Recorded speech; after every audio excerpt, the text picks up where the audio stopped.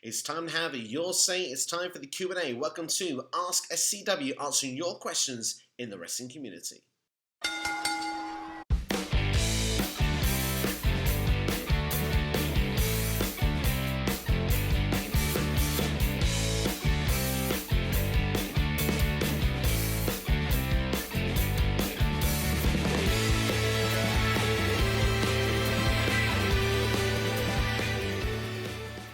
Welcome to AskSCW once again, then answering your questions on WWE, NXT, AEW and Impact Wrestling. Questions today coming from YouTube and Twitter as well. Make sure to go and support everybody in the wrestling community. Let's get our first question this week. And it's a Money in the Bank based question here from us from West Coast Popcast on YouTube. Go and check them out now. Fantastic set of lads there. Do you think one of the Money in the Bank winners should go after the NXT title to freshen things up? And that comes from Zax of the podcast.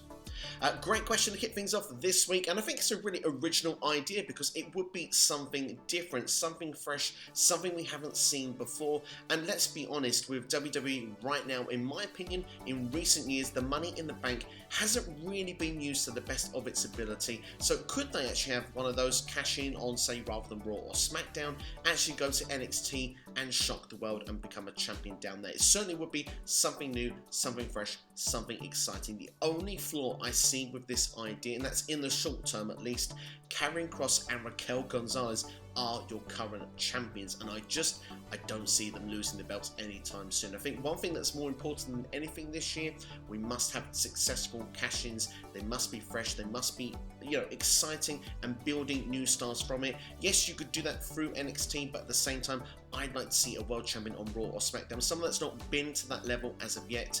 Someone like Damian Priest would be quite cool to see. Someone like Big E, perhaps Cesaro, if he doesn't win tonight at WrestleMania Backlash. By the time you see this, you probably already know the answer to that.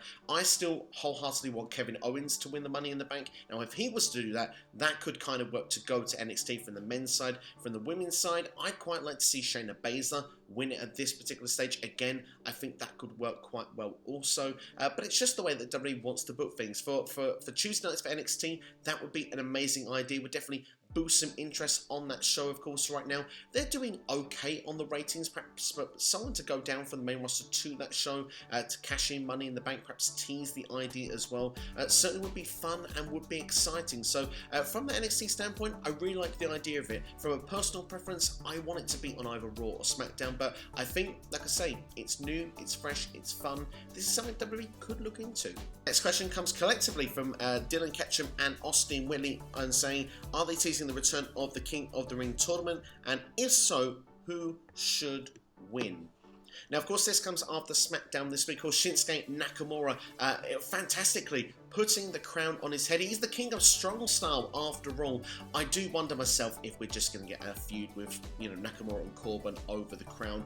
But for me, I kind of got this exciting envisionment, like yourselves say, the King of the Ring. How cool would it be to come back? I personally would love to see it. And of course, as well, it would freshen things up as well for Baron Corbin, because doing the Backlash 2016 retro review that I did this week on the channel, I was joined by Rated R and Non-Stop Wrestling Chat. Make sure to go and check that video out. It's certainly fun to go back and watch that show, but also the discussion we have with a lot of the superstars from then to now and how they're better and worse. And Corbin was one of them, because all of us collectively agree that we loved the Lone Wolf character, and I think it would be quite fun to see that character come back now for Baron Corbin, because the King gimmick, it's done well for him over the time he's had it. He certainly was the right person to win it back then, but I do feel it's slightly going stale now, so a change of the guard would be nice to see. So I would like to see King of the Ring return. I know Xavier Woods, if he's watching, if he's listening, it's his destiny. He wants to be in King of the Ring, so it'd be lovely for him to get a singles push and win that. But I like the idea of Nakamura actually having it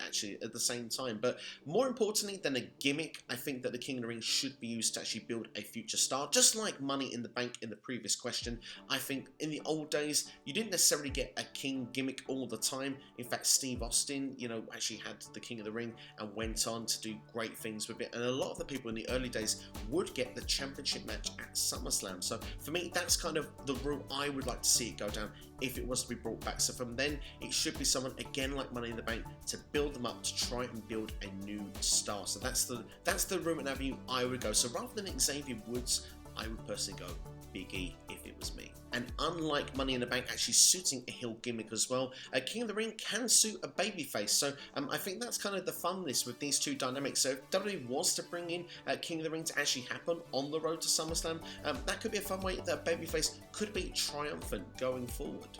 Next question comes from the Pro Wrestling Journey podcast. Do you think if the plan was always for Tamina and Natayla to win the tag team titles, it should have been done at WrestleMania, or do you feel SmackDown was the right place? It's a fascinating question, this one, and to be honest, to give my point of view, I would have preferred it done at WrestleMania. I think that would have been the right place in front of fans. I think WWE should have called an audible, because clearly they made the decision for the champions to retain. Tamina and Natayla, particularly Tamina, was so over on WrestleMania being in this spot. Fans were getting behind them, and I think sometimes you need to say to yourself, well, hang on, the right move here is to give the fans what they want. So I think it should have been done at WrestleMania. It would have actually felt even more of a bigger deal than what it was here. But they built towards this moment. It was nicely done on SmackDown. I was surprised it got pyro as well. If it was my personal choice, as it wasn't done at WrestleMania, I would have done it at WrestleMania Backlash rather than weekly television. But it's nice to see Tamina get this spot. She's been with the company for a long time, never won a championship. Natayla, of course, as well. I mean, she's still got it. She's still a top talent in WWE. So I think this is good. It freshens up the women's tag team division. This is much needed. So I'm very pleased to see it. But if I'd had the choice, I would have preferred it at WrestleMania. Next question coming from DWE. Do you think WWE booking will be very different when fans return, as they can finally see who's over and who's getting a reaction?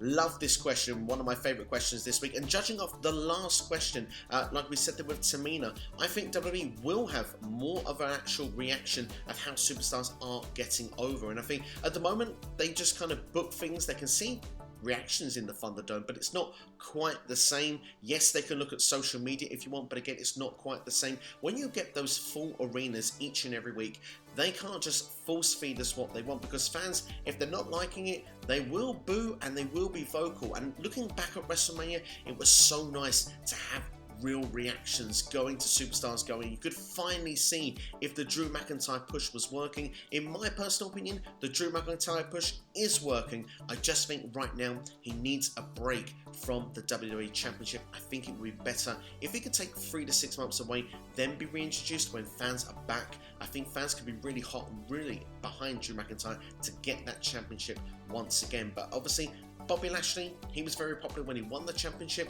I think WWE did the right thing at WrestleMania, keeping the belt on him. So those sort of reactions, I think they can still gauge things from us. But yeah, when we get real reactions from fans again, that's when we'll see perhaps where certain people perhaps need to be pushed. Maybe some people need to be put back down on the card. It will be fascinating to see. But I do think as well, first off, when fans are back, I think fans are just going to be happy to be there. I think there will be perhaps a real positivity going through this. But when that novelty wears off, if fans aren't liking something that's going on, they'll be vocal about it. Don't you get mistaken with it. So I do think that eventually perhaps some things will be adjusted. But in the meantime, right now, yeah, I mean, with Raw in particular, I think everyone says the same thing. It's not the most inspiring show right now, and I think fans being back as well will perhaps give that creative boost, maybe that motivation to not just the performers who will be desperate to go out and give great performances for us, but hopefully for people backstage, the creative team, the writing team, to know that they're actually going to get a gauge reaction to what they're doing, and hopefully that will actually give us a better product going forward as well. But with things like SmackDown, Roman Reigns, the Usos right now, absolutely the best thing in WWE, arguably in wrestling in my opinion. I'm loving watching that storyline, but seeing other things, yeah, perhaps more inspiration is needed right now. Perhaps right now the Thunderdome, it was great at first because it was a breath of fresh air from the PC, but yeah, I think now after WrestleMania, I think now it gets to that point where everyone's got that itch. They need to perform in front of fans again and have that what they had before. Straight Edge Josh, and he asks, did I watch the Brian Pillman Dark Side of the Ring episode? If so, what's my opinion? Now, I must admit, I was so busy, I hadn't had the chance to watch it immediately when it was out, but when I saw this question came in, I knew I had to make it a priority and I had to watch it to actually answer it here today. And I must say, I watched it just before recording this episode, and I've got to say, wow, this might just be the best Dark Side of the Ring that I've watched, and I was a big fan of Brian Pillman growing up. In fact, watching WCW, the Hollywood Blondes, and also having the action figure as well back then of Flying Brian, I always thought there was something about him that really stood out and really connected with the guy, and wanted to see him go towards the top of the card, and to actually watch how the real life journey played out for him. I mean, it's what could have been, isn't it? But seeing how his personal life was, to see the tragedy, of course, with the car accident, to see from what it led to, from like the final year of his life, it really is tragic, and it's really sad to see, because as they go on to say towards the end of that episode, had Brian Pillman still been with us, had he been able to perform the way he was, that loose cannon gimmick, the one that really took over as well, you know, it was shock value. It really was shocking at the time. I remember watching that segment with Steve Austin where the gun was pulled out as well, and I was really shocked at the time. I was still quite, I wouldn't say of a young age, but still of an age where that would have been very surprising to me as a wrestling fan. Certainly wasn't used to that exposure of that sort of thing on that sort of programming. It really was, you know, it was cutting edge. It was something completely fresh and, you know, outside of the box. Brian Pillman was a once-in-the-life performer, and I think had he had the opportunity to continue the journey and been able to get what he wanted to, I think he would have fulfilled his destiny. I think he would have been one of the top main event players, and I mean, would he have gone back to WCW as perhaps suggested on the documentary? I don't know, but I think if he'd stayed around in WWE, I think for sure he would have been one of the top 5 or 6 guys in the industry without question. We'd have been looking back and saying how great he was, and I think he would have fulfilled all his goals. But sadly, it wasn't to be, and it definitely is a very emotional documentary. Of course, seeing, you know, what happened with the lives of the kids as well, and of course, you know, everything that went on there. But I highly recommend the episode. If people haven't gone and seen it, go and watch it. It's a 2-part special, and I really think it's some of Dark Side of the Ring's best work, and yeah, one of the best documentaries they've ever done. Next question now comes from Jack Powell blog with, I will ask SCW, with big wrestling companies beginning to tour again, when do you believe smaller companies like Ring of Honor and Impact will have fans even in attendance? A really good question, this one, and I think that when you look at these smaller companies, obviously they can't hold as much in attendance, so social distancing is a lot more difficult. So I think it's going to take a longer time for these companies to be able to do it, because their fan bases, they can't turn around and say we're going to take a 20,000 seater capacity stadium or arena and be able to fill this up and have halfway. It's just not going to match up with their finances. So this is going to take longer for them than it is for like WWE and AEW. AEW, of course, Double or Nothing will be full capacity, and it's really nice to see. It's going to be refreshing to see. Of course, we mentioned WrestleMania earlier in this video already. Of course, they managed to have a percentage of capacity in the Raymond James Stadium. Being a football fan, soccer fan, the FA Cup final yesterday had many fans in attendance for the first time in a long time. It felt really special to watch that sport again with reaction from real fans. It was really nice to see. I really hope for these companies like Ring of Honor and Impact, they can have those fans soon, but I think it's going to be longer. So the quicker we get through the vaccines, the quicker we can get back to normality in life, I think the quicker fans can get back into attendance for these. And of course, it's always hardcore, passionate fans that come into these as well. It has a real, I don't want to say independent feel about it, but it does really. It has a special type of fan there, which just really elevates the products of these couple of companies. So I really can't wait to see them back. It will really give a lift to them and really make things feel even more special than what they already do. And it's good to see that they are able to do stuff right now, Impact Wrestling and Ring of Honor. But yeah, it'll be great to see when fans are back. If I had to make a guess, I mean, you can't really guess anything with the current situation that's going on, but seeing how things are progressing for WWE and AEW, let's hope by the end of the year that maybe those other companies will be in a position they can have fans back as well. Wrestling by Waldridge for us next now, and he said that if El Phantasmo was to win X Division title, thankfully he didn't, do you think Impact could potentially tell a story where Impact were to lose all of their belts, only to have a massive redemption story, but it might be detrimental though? Well, as I say, that actually part for the question. Thankfully, Under Siege took place, and Josh Alexander did retain the championship. But I did go to talk about this in my predictions video, that I said potentially this was the avenue that Impact were going to go down, where all their wrestlers were going to lose their championships. Deonna Purrazzo is in a title versus title match at Triple Mania this year. So if it was a case where El Phantasmo was to come back and win the championship from Josh Alexander, right now all the champions would be representatives from different companies. And To be fair, yes, it can rally the troops of Impact Wrestling, it can spark a reaction to really say we're going to get our belts back, but at the same time, like you say, yeah, it could be detrimental because it makes your product look weak. I think it's not as bad if they were to do this, if people will continue to try and come and win the championships and the champions retain, like Josh Alexander has done. Thankfully, this was the first time that an Impact superstar has kept hold of their championship when this Forbidden Door stuff has been going on in, well, this year. So it's nice to see that. But if it was continually happening where that was happening and then they were to lose it to an outsider, it's not as bad. But of course, we see with Kenny Omega, we see with Finn Juice, it was the first time in and they won those belts. So yeah, it's a dangerous tactic if Impact was to go down that avenue. I wouldn't still rule it out at this point because I don't know if El Fantasma is sticking around to try and win that championship. It was a phenomenal match between the two of them as well. Definitely, I think the highlight of the entire card, actually watching those two perform. But I want to see Josh Alexander hold that championship for the long term. So I kind of hope they don't go down this avenue, and I do hope that they really start pushing to try and win that world championship back. Because yes, we've had a 6-way to try and determine number one contender, but is that enough at this point? I want to see desperation from Impact. They can't be accepting the fact that Kenny Omega, despite being the star that he is from another company, is holding their championship. Impact, they do need to do more in my opinion. Keeping things Impact Wrestling with Mark Q, World Order. Has the Knockouts Tag Team division lived up to your expectations? If so, what is your favourite aspect? And if not, what do you think Impact Wrestling needs to do to make the division successful?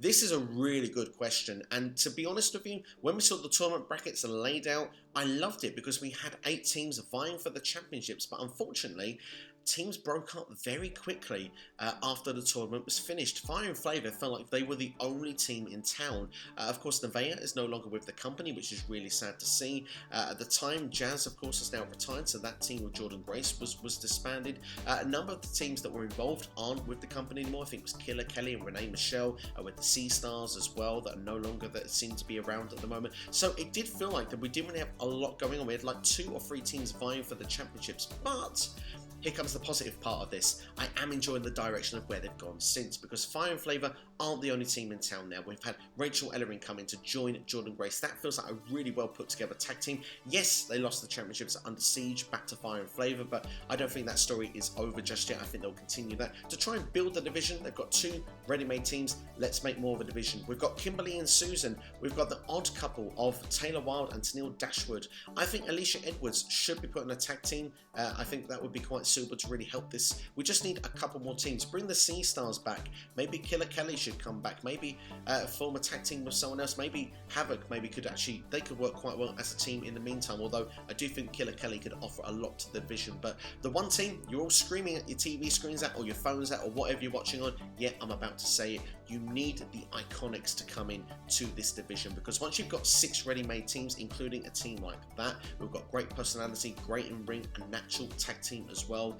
Yeah, I think Impact will be really going places, because when you look at things with the tag team division we've got now, we've got what looks to be 4 teams, but Taylor Wilde and Tennille Dashwood, it's not long term. So yeah, Sea Stars, Iconics, maybe break 1 or more, 2 more tag teams with the lower card of the division, of the Knockouts division, that are not going to be challenging Deonna Purrazzo and winning that championship anytime soon. You've got the ready-made division there, and it can really go places. So even though it's not quite evolved as how things were at the start, Impact is addressing this. It's going in the right direction. I'd be fascinated to see now where it's going to be in 3 to 6 months from now, because Impact could really do a great thing with this division. I hope that it does hit the heights and the expectations of what the fans have.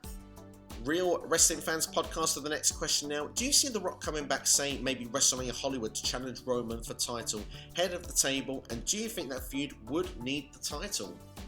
Fascinating question, this one. I mean, WrestleMania Hollywood is a couple of years away. If The Rock can still go, it would be fascinating to see. It certainly would be the one big dream match left. I know The Rock is a match he wants to do, is if the schedule would fit. Should the championship be involved? I don't think it's a match that needs the championship, and I think that's where someone else could perhaps benefit somewhere else in the card. But of course, Roman is the head of the table, and I guess to be the head of the table, the championship kind of represents that. So that gimmick and that storyline kind of remains legitimate if Roman keeps the championship. So I think between now and WrestleMania will be 39 by then. Goodness, you know, looking at, I think Roman will obviously lose the championship between now and then, but probably will gain it back. It'll be interesting how it will go, but I would love to see it. I think it'd be a fascinating feud to see. It certainly would be a great passing of the torch as well, and it will get a lot of casual fans invested. It could be the last big time match that The Rock could have in a WWE ring. So I personally love to see it. I hope you'd love to see it. Let me know in the comments below if you at home watching would like to see it. Speaking of the head of the table, let's move on to a fresh SmackDown storyline we've got now with the Usos and the head of the table from Jamie, the controversial one, Holmes. And he says, if you had to say what's more likely to happen, option A, Jimmy Uso, who seems to be rebelling a bit, manages to pull Jey Uso away from Roman Reigns after a short feud. We get the Usos back as a team. Or Jimmy Uso eventually conforms and we get the heel Bloodline stable. Fascinating question, and it's the money question, isn't it, right now? Will Jey Uso join the Bloodline? Will Jey Uso reform the Usos and they break away from Roman Reigns? I think you could see either way happening. I think that if WWE are clever with this, I think they can play this storyline out for a while. I think we can make this last for at least, you know, 2 to 3 months before we even get a full decision of what Jey Uso is going to do. But in the meantime, I want to see a bit of both. I want to see Jimmy Uso against Roman Reigns. We had it with Jey and Roman last year.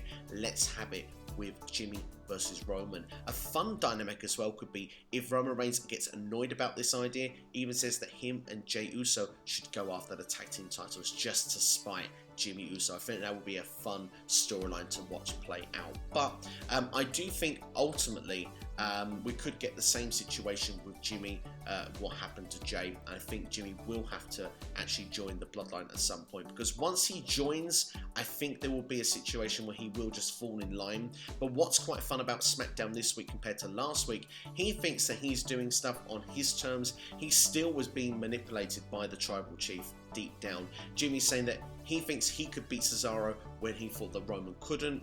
Well, Roman really said, well, why don't you show me? Why don't you go and do the match? He got Jimmy to go and soften Cesaro up. And of course, in the end, Roman interfered in the match anyway, saying that, look, no one cares if you can actually do it or not. They care what I can do. Just fascinating, savage stuff from Roman. Roman really is the best thing in WWE right now. And I'm going to go slightly off tangent. When he said about the world title things and said he'd been in like 39 matches and just mouthed at the screen like 39, savage, absolutely loved it. But I think ultimately Jimmy Uso will be here, and I think that's when they'll form the tag team of the Usos. That's when they will go with the tag team championships. But I hope in the meantime we get that sort of uncertainty for a while, because I think WWE can have a lot of fun with that storyline. And then once you've got the 3-man faction of, you know, the Bloodline, Roman Reigns and the Usos, they can just take over SmackDown, and it will be really difficult to see that championship coming off Roman Reigns anytime soon. Next 2 questions come from Mike, Atanhabs Mike, and he asks, how would you book a potential Seth Rollins versus Roman Reigns feud? How would you book Rollins as a babyface that fans can get invested in? Great question, that one. And another great question, how would you book Bobby Fish going forward? I feel the way he was booked on NXT, it can go numerous directions.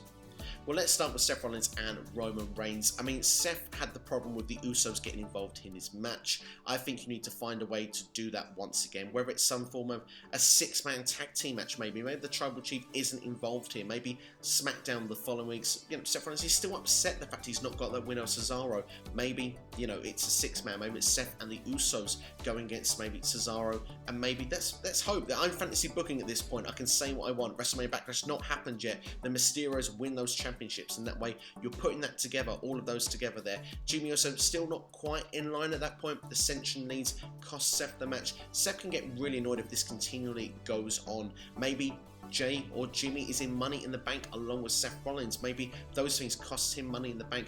Those things, those little layers can get Seth Rollins upset to the point that he will just turn on Roman Reigns. Conversation every time he's getting called down by the Tribal Chief, but ultimately I think he just snaps. And if we get a situation where it's needed, where fans are returning, I think fans could get really behind it, because Seth, he's done alright with these gimmicks. The Messiah gimmick was fresh at the time, but I think got a bit stale. We're now embracing the Vision, again, it's alright. Seth is having a lot of fun with this heel character, and Seth is good as a heel. I think he's better as a heel than a babyface, but I think to switch things up, have that ready-made superstar that can challenge Roman Reigns and can feel believable to beat Roman Reigns, I think that would be a good dynamic to see. I think fans would get invested. I think fans are perhaps starting, maybe in my opinion, to get slightly tired of Seth in this role as a heel, and he is falling down the pecking order on the card. So a great way to switch that and get him back to relevancy, and at the top is the switch in babyface. So those couple of ideas I'd probably look into doing to then maybe make the match happen at SummerSlam.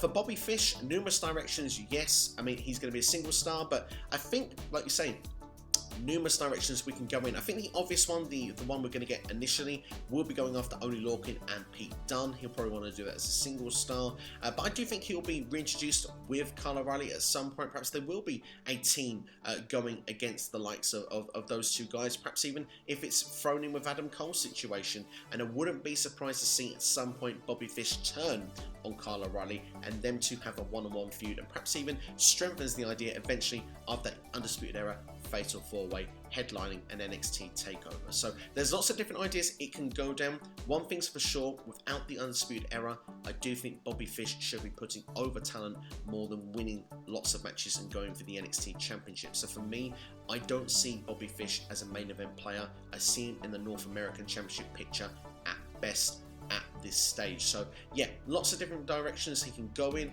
I think the initial one will be Pete Dunne and Oney Lorcan. Lorenzo Carrillo of our next questions now. It says, looking back in 2015, John Cena made the US title really important. More than the world title, was this the best John Cena we have ever seen? And maybe some of this would please the fans and boost ratings on weekly WWE programming. Great questions, this one. I think a lot of fans were invested in John Cena at this point. I think when he was at the US title picture, I think most were very pleased he wasn't in the world title picture, but he certainly did a lot of what he represented, because it wasn't just an open challenge every week. It was a chance for a new star to be built, a new star to be born. All different challenges were coming out, and it led to great matches and great rivalries. I remember the rivalry actually created with Kevin Owens at the time. So, I mean, big match, John. It was fun to see. It definitely was a fresh, fun side of Cena. Was it the best side of Cena we've ever seen? I still think his point where he was, becoming the main eventer and actually being established as the top guy in the company, I still feel that's his best run. Looking at some of his matches back in 2007, for example. I recently watched the Backlash Fatal 4-Way with him, Shawn Michaels, Edge and Randy Orton. I still think that Cena was on another level and he wasn't booed out of the building at that point. But of a recent Cena, I really enjoyed this work. I think it was awesome. To bring it into WWE programming on a weekly basis, it would be fun to see. The only thing is, I think a number of champions have done it since. It's become something that superstars have done. Are you even looking at AEW right now? I mean, Cody did do it last year, of course, until he lost it to the late Brody Lee. There was a point this year where Darby Allin had been doing it as well on AEW. So, and on a storyline that WWE are doing, Adam Pearce suggested that Sheamus should do it. So, I mean, Sheamus decided he wasn't going to do it. He was going to do an open challenge every week, but it wasn't going to be for the championship. Now, I think I know the direction here. If the championship on the line, it means more and people get invested. People would perhaps want to tune in every week. But I do like the idea of the twist that Sheamus of how he's playing this. I think it's quite fun to see how that unravels, because I do think when it does lead to someone that's on Sheamus's level, which I'm hoping will be Keith Lee, I think that's going to be an appetizing match anyway that might want to draw more people in. So it'll be interesting to see how it will be done. It definitely should not be done with a world title, that's for sure. But maybe it should be done with the tag team division or something. I don't know. Maybe that could be interesting, because that would feel a bit fresh, as it's not always the mid-card championship. Saying that though as well, Kushida has been recently doing that on NXT as well. So, I mean, he's been doing it in different ways also. So maybe right now we just give that for Kushida in NXT with the Cruiserweight Championship. Jonesy Chats Wrestling with the next questions now, and he's got two for us now. He says, how would you debut the Diamond Mine, including who are the members, and what would you do in the $1 Million Man and Cameron Grimes storyline?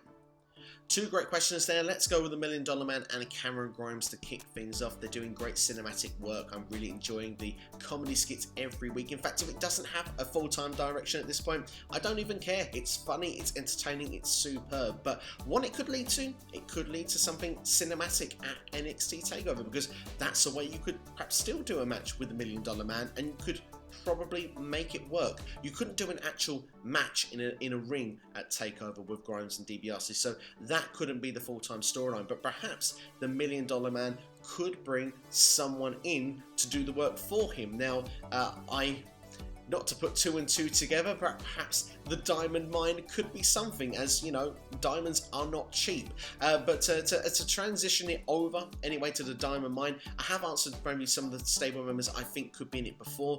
Parker Bordeaux was one that I suggested. I believe it's Gabriel Stevenson and Rick Steiner's son are the people that I think could be a part of this. It's interesting to see that we are starting to get stables in NXT now. We've got Isaiah Swerve Scott's now new stable going on. We've got Legado del Fantasma. If we see the dominance from one of these stables just being bullies each and every week, it would be fun to see that those are actually faced off by these meant to be MMA style fighters, and we could actually get stable warfare. I think that would be a fun way to bring them in. If you want a place of a debut place where I think the Diamond Mine come in, I do think it's going to be NXT TakeOver in your house. I think that could be a special place it could be done. It would be fun on weekly TV because of course maybe that's a chance to get a ratings pop, a ratings boost, but I think right now the best place it would probably be at TakeOver. Don Mills on our next question now. It says, if you could be a wrestler, would you be a babyface or a heel? And do you think you'd be good on the mic? Great question, this one. I mean, I haven't thought myself of ever being a professional wrestler, but if I was to be, I think it's a lot easier to play the heel than be the babyface. If you're a babyface, it's very easy to be generic. I suppose there's always the way of getting the go-away heel heat, but you can always have a bit more fun with being a heel. So I suppose if you're going to be one, I'd like to be a heel, but rather than be a wrestler, I think I would prefer to be a manager. Do I think I'd be good on the mic? I mean, it's best to leave that up to you guys, really. I mean, I can't really turn around and blow my own trumpet, but I come here, voice my opinions. Of course, some of the stuff I make is recorded, but some of the stuff I do is live. I think I put this up to the jury. If you think it'd work, down in the comments below. But if I had to make a choice, I suppose a heel would work really well. And because I'm not the biggest guy in the world, I think I'd need to align myself in a stable. I think that'd probably be the good way going forward for me. Wrapping things up this week with Noob and Co. Got 2 questions there for us here. Do you think Alexa and Lily are going after Charlotte Flair first? And will we see a women's version of the Firefly Funhouse match? We've already covered on Jimmy Uso, but also asked, do you think that Asuka is the 5th horsewoman based on fans' comments? Going on Asuka very quickly, I personally don't see it. Yes, she is one of the best wrestlers in WWE, but she doesn't come under the horsewoman for me. She's a separate identity. She's made her own star power. I don't think she needs to be associated with horsewomen, to be honest. I consider that just solely Charlotte, Becky, Sasha, and Bayley, in my personal opinion. But going on to Alexa Bliss and Lily, I think Charlotte Flair is a potential direction they could go in. It certainly would keep Charlotte out of the championship picture. It did look to be Shayna Baszler that was the target on Raw, of course, with that weird kind of where her leg wasn't kind of working, and that kind of then led to the close of the match. It'd be interesting where it's going to lead to, how it's going to go down. For a Firefly Funhouse match, certainly would be an interesting avenue to go down. Alexa Bliss, of course, will have her own sort of ways, gimmicks and twists to do that, to make her her own thing. Maybe being a Firefly Funhouse match, maybe instead it's a Alexa's Playground match. Maybe that's a different twist and way they can make that work. But it's certainly going to be interesting TV. I'm still not fully buying into all of this just yet, but it will be fascinating to see how it's going to play out, because we still don't fully know that target yet. And when we do see that target, I mean, this week on Raw, we got progression with the storyline, which I was pleased to see. I'm hoping we get more progression. If it is Charlotte Flair, maybe it's something that can actually protect everyone in the triple threat match, get that screwy finish on the pay-per-view. If not, perhaps we'll see it play out on Raw tomorrow night. But Bliss versus Charlotte, on a side note, is definitely a feud that I want to see regardless of how it is done. We've never really had a full-fledged feud with these two, so I really want to see that in WWE. We've had the one-off Survivor Series match. Let's make it happen when it comes to these two in a full-on feud. But at the meantime, I still feel it looks like Shayna Baszler's the one. Now Baszler and Jax have lost those tag team championships. It's going to be interesting to see what the dynamic's going to be going forward with all of them as well. But that's all from me. Thank you for watching. This has been AskSCW. Just to let you know, WrestleMania Backlash, of course, by the time you watch this, may have already happened, but what I can say is there's a retro review that will be on the channel. It is on the channel for you right now from 2016, joined by Rated R for Wrestling, as well as Non-Stop Wrestling Chat. Go and check that out now. It was a fun stream to record as well. The WrestleMania Backlash review will be coming on the channel tomorrow, so keep an eye out for that as well. And there'll be more videos dropping through the week. And of course, keep an eye on the community tabs as well, and there's a poll for you right now, which in your house should be the next retro review. You can make that decision by going and voting on that poll now, so go over to the community tab. Like I say as well, you can get involved on the next Q&A here on AskSCW. Drop a question here on YouTube, or you can follow me on Twitter, Instagram, or Facebook. Make sure to leave the hashtag AskSCW. I know to include your question in the next video, and I'll give you a shout out as well. But that's all for me. Thank you for watching. Make sure to check out the other videos on the channel right now. Have yourselves a great day, and you'll be watching SCW here on YouTube. I look forward to interacting with you in the comments section.